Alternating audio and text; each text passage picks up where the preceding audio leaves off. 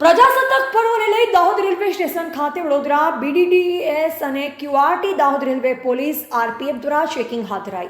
દાહોદ જિલ્લામાં પ્રજાસત્તાક દિનની ઉજવણી ધૂમધામથી અને હર્ષોલ્લાસ સાથે ઉજવવામાં દાહોદ જિલ્લા વહીવટીતંત્રએ શરૂ કરી દીધી છે।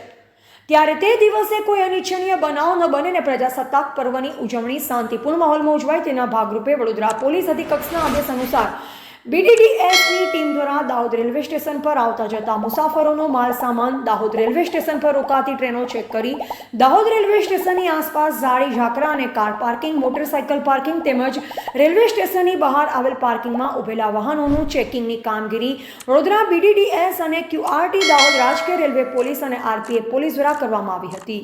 રિપોર્ટર અજય સાંસી, દાહોદ।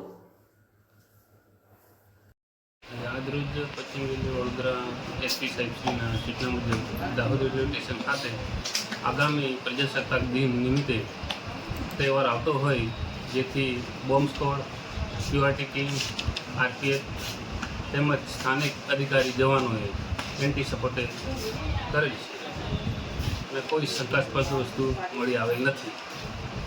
જી, આપનું નામ? મારું નામ વિનુભાઈ રાઠવા।